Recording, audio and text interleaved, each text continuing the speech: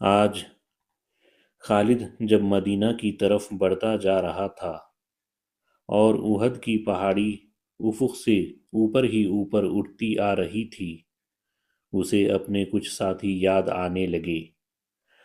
عقیدوں کے اختلاف نے بھائی کو بھائی کا دشمن بنا دیا تھا، لیکن خالد کو یہ خیال بھی آیا کہ بعض لوگ اپنے عقیدے کو اس لیے سچا سمجھتے ہیں کہ وہ اس کے پیروکار ہوتے ہیں۔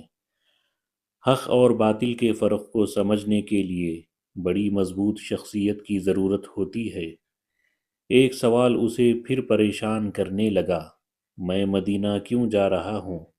اپنا عقیدہ مدینے والوں پر ٹھوسنے کے لیے یا ان کا عقیدہ اپنے اوپر مسلط کرنے کے لیے؟ اسے ابو سفیان کی آواز سنائی دی، جو ایک ہی روز پرانی تھی۔ کیا یہ سچ ہے کہ تم مدینہ جا رہے ہو؟ کیا تمہاری رگوں میں ولید کا خون سفید ہو گیا ہے؟ صحرا میں جاتے ہوئے ان آوازوں نے کچھ دور تک اس کا تعاقب کیا، پھر وہ اپنے ان دوستوں کی یاد میں کھو گیا جن کے خلاف وہ لڑا اور جن کا خوف اس کے سامنے بہہ گیا تھا۔ ان میں ایک مصعب رضی اللہ عنہ بن عمیر بھی تھے۔ قریش جو معرکے سے منہ موڑ گئے تھے، کچھ دور ہی پہنچے تھے کہ خالد نے اپنے گھوڑے کو ایڑ لگائی اور ابو سفیان کو جا پکڑا۔ اس نے ابو سفیان سے پوچھا کہ تم لوگ جنگ کو ادھورا چھوڑ کر کہاں جا رہے ہو؟ مسلمانوں کا دم خم ختم ہو چکا ہے۔ ابو سفیان بھی یہی چاہتا تھا کہ یہ معرکہ فیصلہ کن نتیجے پر پہنچے۔ قریش کے چند سوار وہیں سے پلٹ آئے۔ خالد دیکھ چکا تھا کہ رسول کریم صلی اللہ علیہ وسلم کہاں ہے۔ یہاں پھر ابو سفیان نے خالد کو کسی اور طرف بھیج دیا اور کچھ آدمیوں کو نبی کریم پر حملے کا حکم دیا۔ اب رسول کریم کے ساتھ کچھ اور مسلمان آن ملے تھے۔ اب پھر ابن خما لڑتے ہوئے مسلمانوں کا حلقہ توڑ کر رسول اکرم تک پہنچنے کی کوشش کرنے لگا۔ اس وقت رسول اکرم صلی اللہ علیہ وسلم کے پاس مصعب بن عمیر کھڑے تھے اور ام عمارہ اپنے قریب پڑے ہوئے 2-3 زخمیوں کو پانی پلا رہی تھی۔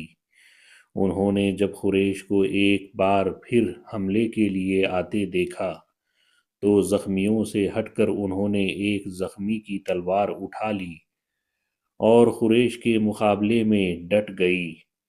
قریش کا سب سے پہلا سوار جو ان کے قریب آیا، اس تک وہ نہیں پہنچ سکتی تھی، اس لیے انہوں نے تلوار سے اس کے گھوڑے پر ایسا وار کیا کہ گھوڑا گر پڑا۔ سوار گھوڑے کے دوسری طرف گرا۔ ام عمارہ نے گھوڑے کے اوپر سے کود کر قریش کے اس آدمی پر وار کیا اور اسے زخمی کر دیا۔ وہ اٹھا اور بھاگ گیا۔ مصعب رضی اللہ عنہ بن عمیر کی قد بد اور شکل و صورت میں رسول کریم صلی اللہ علیہ وسلم کے ساتھ نمایاں مشابہت تھی۔ ابن خما مصعب رضی اللہ عنہ کو رسول خدا سمجھ کر ان پر حملہ آور ہوا۔ مصعب تیار تھے، انہوں نے ابن خما کا مقابلہ کیا۔ کچھ دیر دونوں میں تیغ زنی ہوئی، لیکن ابن خما کا ایک وار مصعب رضی اللہ عنہ پر ایسا بھرپور پڑا کہ وہ گرے اور شہید ہو گئے۔ ام عمارہ رضی اللہ عنہا نے مصعب رضی اللہ عنہ کو گرتے دیکھا، غیظ و غضب سے ابن خما پر تلوار کا وار کیا، لیکن ابن خما نے زرہ پہن رکھی تھی اور وار کرنے والی ایک عورت تھی، اس لیے ابن خما کو کوئی زخم نہ آیا۔ ابن خما نے ام عمارہ رضی اللہ عنہا کے کندھے پر بھرپور وار کیا، جس سے وہ شدید زخمی ہو کر گر پڑی۔ اس وقت رسول کریم جو قریب ہی تھے ابن خما کی طرف بڑھے، لیکن ابن خما نے پینترا بدل کر آپ پر ایسا وار کیا جو آپ کے خود پر پڑا۔ تلوار خود سے پھسل کر آپ کے کندھے پر لگی۔ آپ صلی اللہ علیہ وسلم کے بالکل پیچھے ایک گڑھا تھا۔ آپ زخم کھا کر پیچھے ہٹے اور گڑھے میں گر پڑے۔ ابن خما نے پیچھے ہٹ کر گلا پھاڑ کر کہا، میں نے محمد کو قتل کر دیا ہے۔ وہ یہی نعرے لگاتا میدان جنگ میں گھوم گیا۔ اس کی آواز قریش نے بھی سنی اور مسلمانوں نے بھی۔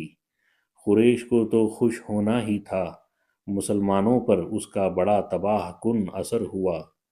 وہ حوصلہ ہار بیٹھے اور احد کی پہاڑی کی طرف بھاگنے لگے۔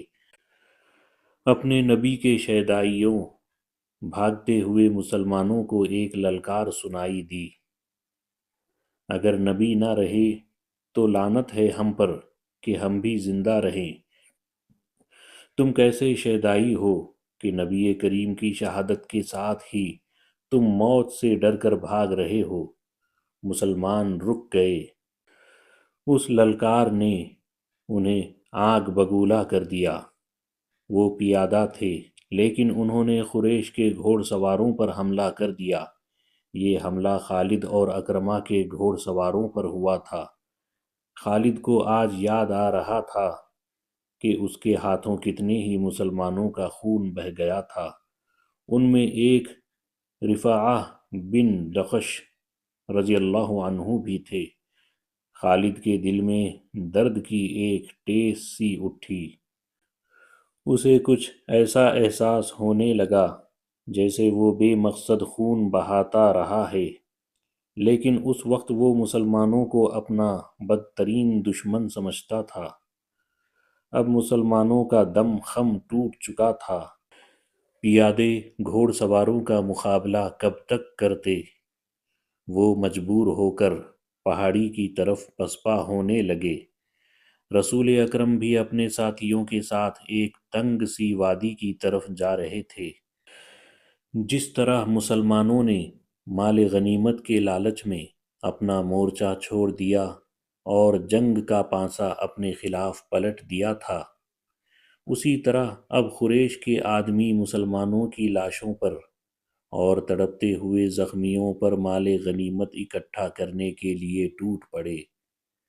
ان میں سے کچھ قریش رسول کریم کے تعاقب میں چلے گئے، لیکن آپ کے ساتھیوں نے ان پر ایسی بے جگری سے حملہ بولا کہ ان میں سے زیادہ تر قریش کو جان سے مار ڈالا اور جو بچ گئے وہ بھاگ اٹھے۔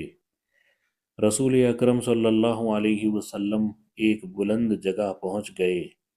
آپ صلی اللہ علیہ وسلم نے وہاں سے صورتحال کا جائزہ لیا۔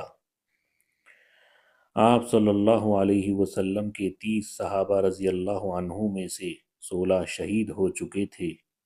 جو 14 زندہ تھے ان میں زیادہ تر زخمی تھے۔ آپ صلی اللہ علیہ وسلم نے بلندی سے میدان جنگ کا جائزہ لیا۔ آپ کا کوئی مسلمان نظر نہیں آ رہا تھا۔ مسلمان یہ سمجھ کر کہ رسول اکرم شہید ہو چکے ہیں، سخت مایوسی کے عالم میں ادھر ادھر بکھر گئے۔ کچھ واپس مدینہ چلے گئے، کچھ قریش کے انتقام کے ڈر سے پہاڑی کے اندر جا چھپے۔ یہاں رسول خدا کو اپنے زخموں کی طرف توجہ دینے کی فرصت ملی۔ آپ صلی اللہ علیہ وسلم کی بیٹی حضرت فاطمہ رضی اللہ عنہا، جو آپ کو ہر طرف تلاش کر کر کے تھک چکی تھی، آپ صلی اللہ علیہ وسلم کے پاس آ پہنچی۔ قریب ہی ایک چشمہ تھا۔ حضرت علی رضی اللہ عنہ وہاں سے کسی چیز میں پانی لائے اور آپ صلی اللہ علیہ وسلم کو پلایا۔ حضرت فاطمہ رضی اللہ عنہ آپ کے زخم دھونے لگی۔ وہ سسک سسک کر رو رہی تھی۔ خالد کو آج یاد آ رہا تھا کہ رسول کریم کی شہادت کی خبر نے اسے روحانی سا اطمینان دیا تھا لیکن ایک للکار نے اسے چونکا دیا۔ وادی میں اس للکار کی گونج بڑی دور تک سنائی دے رہی تھی۔ کوئی بڑی ہی بلند آواز میں کہہ رہا تھا، مسلمانوں، خوشیاں مناؤ، ہمارے نبی صلی اللہ علیہ وسلم زندہ اور سلامت ہیں۔ اس للکار پر خالد کو ہنسی بھی آئی تھی اور افسوس بھی ہوا تھا۔ اس نے اپنے آپ سے کہا تھا کہ کوئی مسلمان پاگل ہو گیا ہے۔ ہوا یوں تھا کہ جس طرح مسلمان اکا دکا ادھر ادھر بکھر گئے یا چھپ گئے تھے، اسی طرح کعب بن مالک نام کا ایک مسلمان ادھر ادھر گھومتا پہاڑی کے اس مقام کی طرف چلا گیا جہاں رسول اکرم صلی اللہ علیہ وسلم سستا رہے تھے۔ اس نے نبی کریم صلی اللہ علیہ وسلم کو دیکھا تو اس نے جذبات کی شدت سے نعرہ لگایا، ہمارے نبی زندہ ہیں۔ تمام مسلمان جو اکیلے اکیلے یا دو دو چار چار کی ٹولیوں میں ادھر ادھر بکھر گئے ہیں، اس آواز پر دوڑتے آئے۔ حضرت عمر رضی اللہ عنہ بھی اس آواز پر رسول خدا صلی اللہ علیہ وسلم تک پہنچے تھے۔